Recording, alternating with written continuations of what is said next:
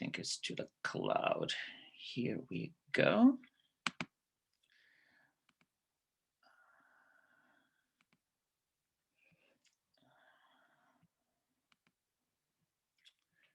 What is, give me just a second. There we go. All right, so again, my name is Pedro Faingnaert. I am currently working at Tokyo International University.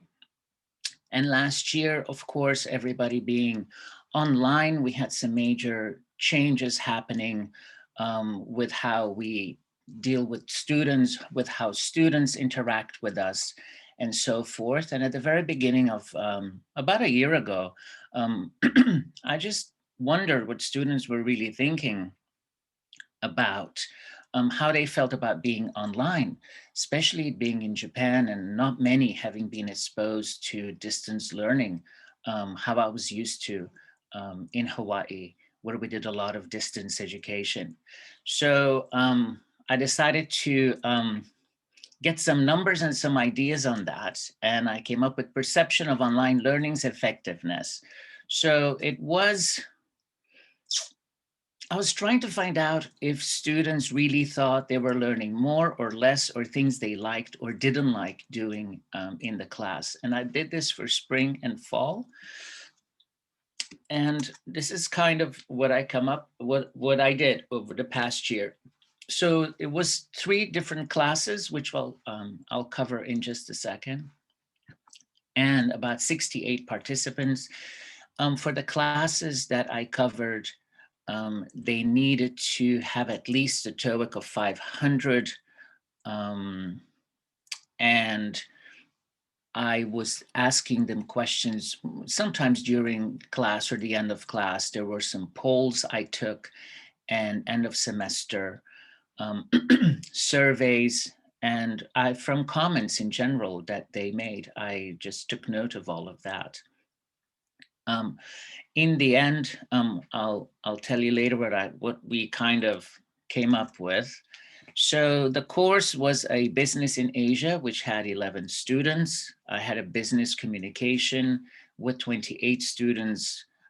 There were 2 sections of that, and an intercultural business negotiation class with 29 students.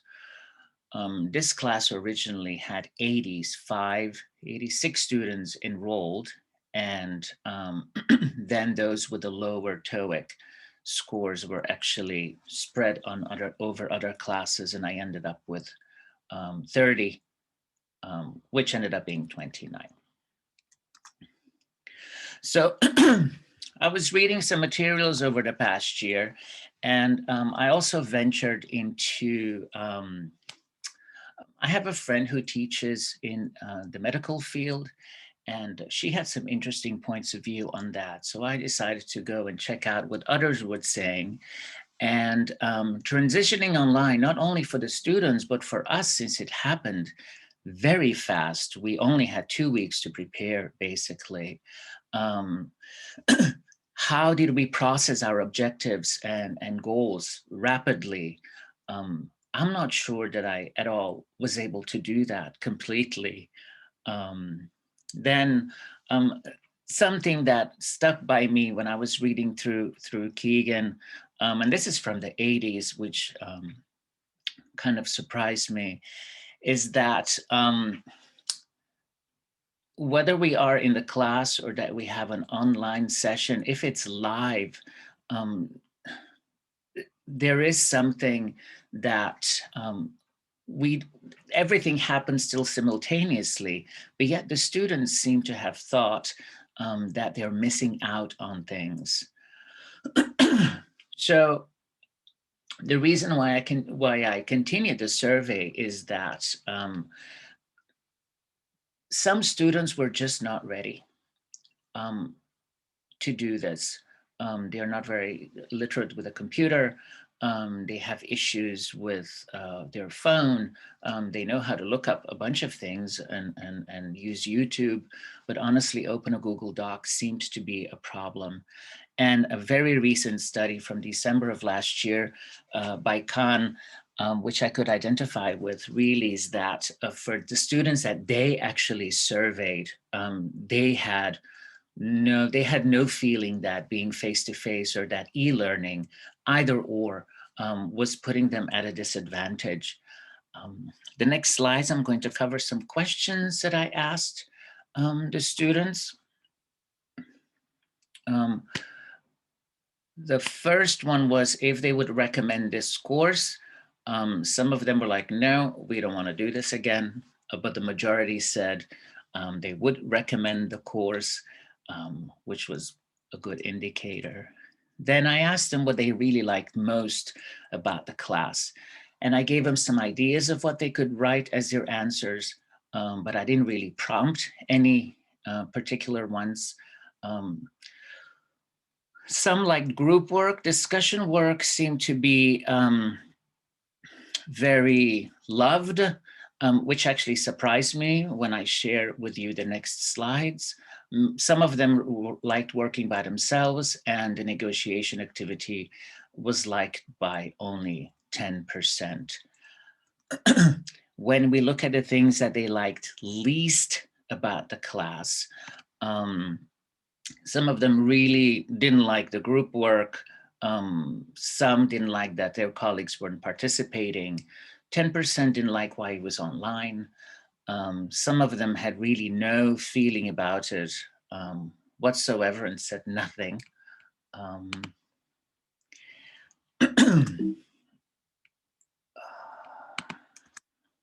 Did I miss? Hold on.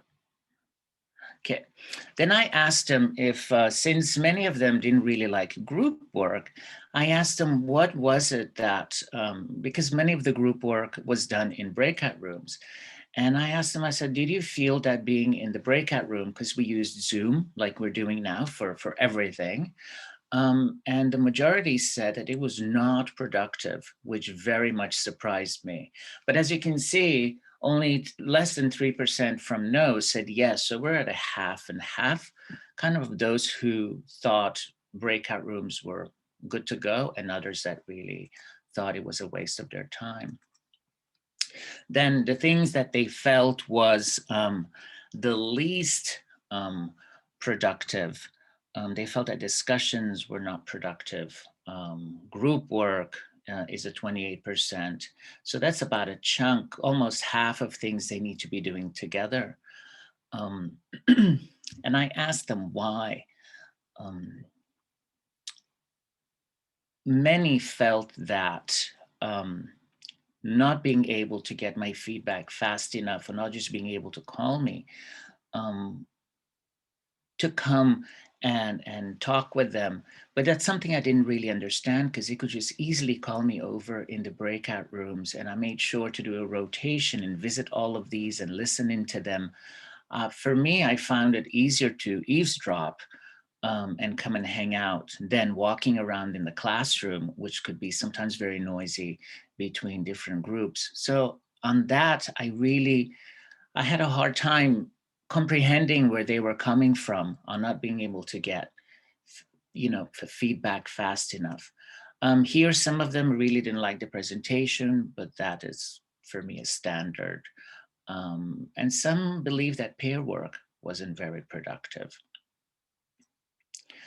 Then what they didn't really not like about group work, since group work came up a few times, they felt that being online was difficult to coordinate group work. Some of them didn't have a computer at home and were doing everything off their phone. Others were having issues with the Google Documents, and others believed that their classmates were not participating, which led to not having smooth group work. Then I asked them what they thought was more suited for in-person lessons, because honestly, I really didn't change much from in-person to being online. Some of them believed group work was not, 24% said that group work was better suited for in-person lessons. I guess they really like sitting together. Then others thought that the negotiation activities that were set up were best to be done in the classroom. This semester, I have a negotiation class again, which is half of it is with on-demand lessons and half of it is in the class. So I'm going to collect data. Well, I am collecting data from that and compare it to this, see if some activities that I did last year, if they are working differently this year. So hopefully I can add to this by the end of 2021.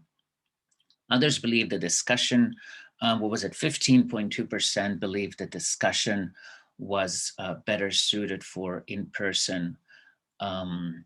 Others had nothing to say about it, which was very interesting. A lot of unsure, about 6% unsure, and I think the all is about a 3%, so about almost a 10% was on the fence about these things. Then what are the things that I really adapted? Basically, I went from handing out paper to completely digital. Books were ebooks, PDFs were made, assignments, everything went online. So it was quite the task for some students to keep up with that. The use of Google Docs seemed to be a big change for many, sharing them, working together on them, submitting them, all of that for some was quite a hurdle. And then basically what I used to do in little groups in classrooms were now just transferred to breakout rooms in Zoom. So the conclusion kind of that I have for this is that about 42% said that group work was better suited for in-person. 38.2% said they liked the group work the least. They really weren't into it at all. And the reasons being that it was online and the use of Google Docs. About more than half said that.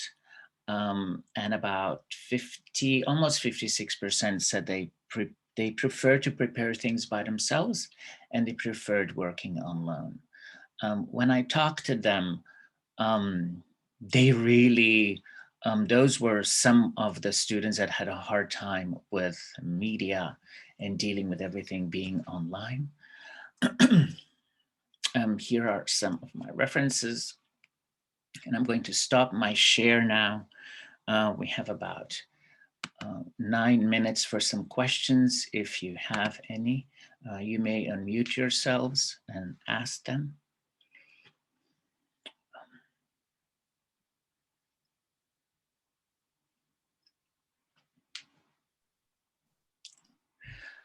Thank you, Cheryl. Good morning, Mark. Morning. I came in a little bit late. I was making my coffee, sorry. Good coffee, do you have it flavored? No, it's just a strong, yeah, strong is how I like it. Sorry to arrive late. Not at all. Ask your question. So, well, again, from the data I saw, thanks, it was really informative. It might have been covered in the first part. How much do you think of these negative, some of the students gave negative feedback? How much would have been changed, do you think, if, you know, in an ideal world, if all the students had good computers, if we were fully prepared for online learning this time last year, you know, how much was influenced by the pandemic, do you think? So when I collected this over the whole year, I Yep. did notice maybe I can break this up into the first semester and the second. It was less negative the second because they were kind of warmed up to it and got used to it. Yeah. But the first semester, honestly, was it was constantly catching up, and it was a lot of stress for them. Yeah, I think it caused a lot of stress for everybody, them, us. And I'd agree. I mean, I'm in Kansai, and we're online because of the state of emergency and whatnot. So I'm in a third semester, and each semester it has kind of gotten better. They've gotten more adept with the technology. I'm now repeating. So materials that I used last year. So I think it's getting better, but yeah. Okay, thank you. Thank you. Thank you. Let me open the chat. Teachers to adapt to material. Yeah, I agree with you, Michael. It's been quite a challenge. But what I've noticed now is that, again, we have some first years, and now we have an even different format. We have on-demand lessons, so we have to make videos for half of the week, and we have in-class lessons for half. And so these high schoolers that are coming in now, we have to teach them that they have to watch these videos and they have to keep up with the work, and it's a different format for these kids once again.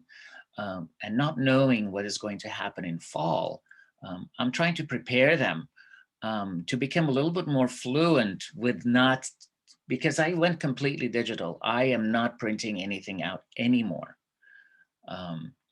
So they're like, you don't have a handout? I'm like, nope. Open your phone, open your laptop, because we don't know what the rest of the year is going to bring, and I am not going to teach you a different habit.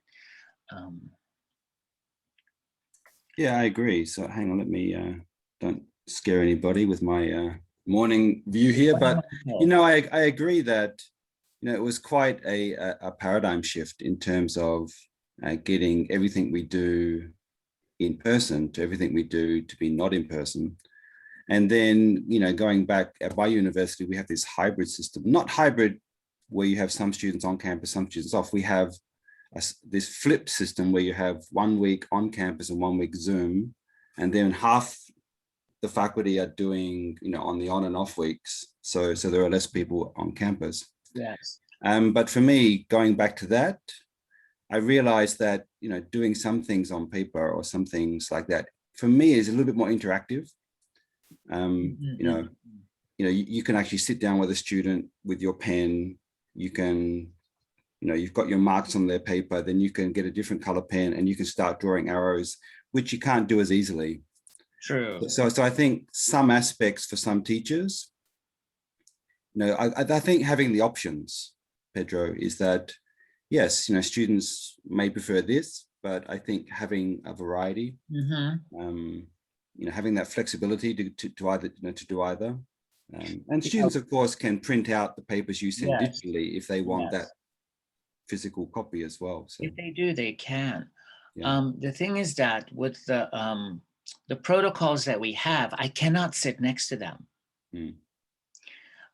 So there is this, I mean, they will congregate like nothing is going on in the world. Sure. Yeah. But I'm not getting near anybody. That's the one thing I admit, Michael, I miss that aspect. And I wish we could go back to that. But at this point, I don't want to create a habit that might endanger anybody. Because I don't have a degree in medicine. I don't know what's really going on with all the information that we get. So I just follow the protocols, and we need to keep our distance from our students. Sure. I think individually, because, in terms of differences, of course, we talk about learner difference quite a lot, but, there's teacher difference too, or institutional difference, or, fill in the blank difference. And I think, having a variety, and yes, yes, in your circumstances at my university too, I'm located down here in Oita. There are the, the plastic shields and the masks and the sprays and the sanitizers and the staff who come in and wipe everything down. So we have those precautions. But I think just being able to eyeball people, for teachers, for me, you just look around the class and you can get a feeling very quickly.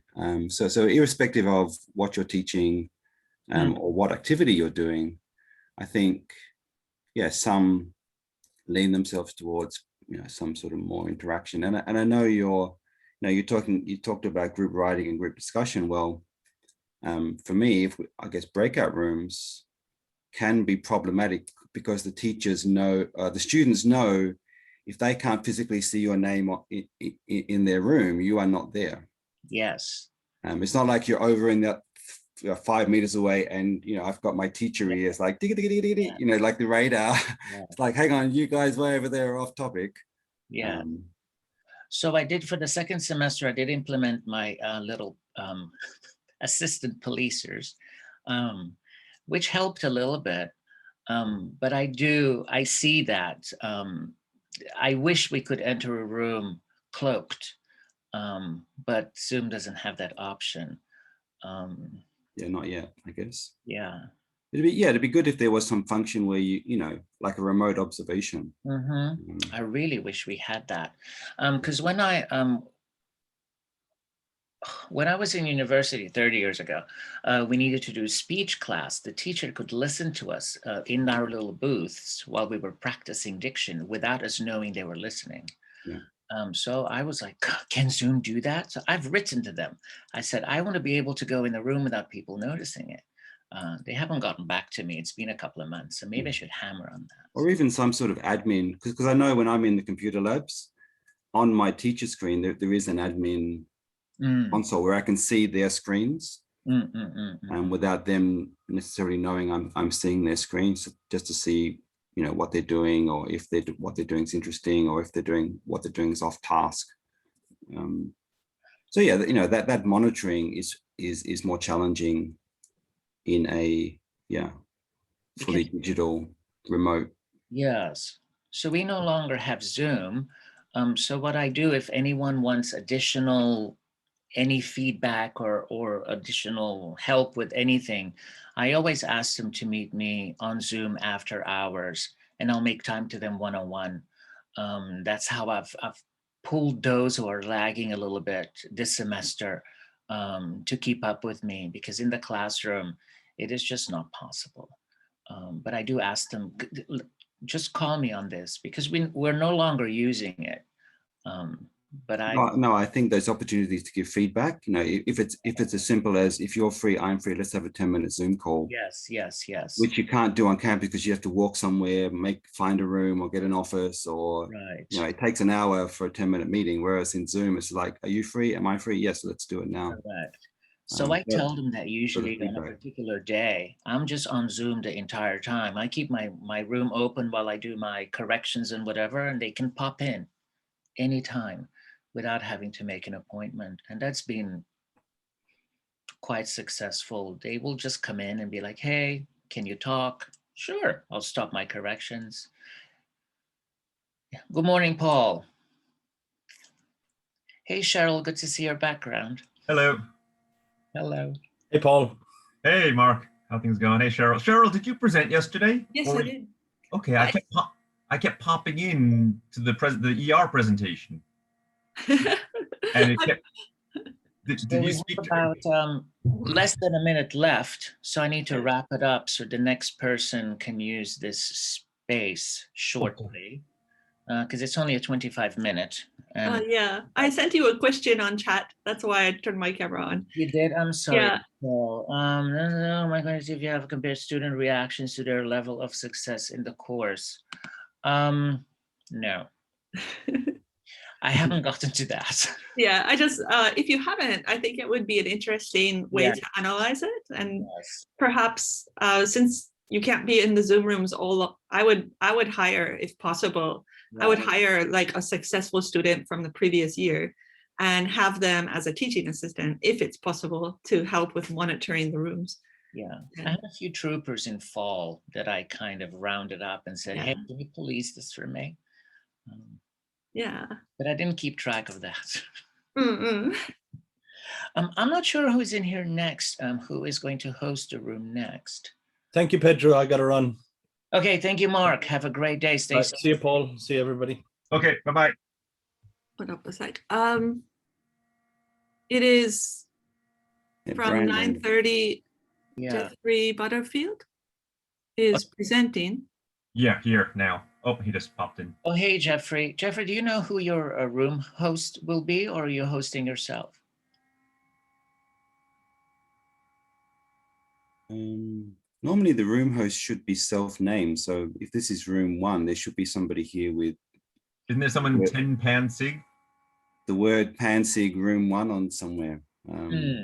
Because this other Pansig person, I think, is that's sort of more admin, not the room host. But they're here to monitor as well. So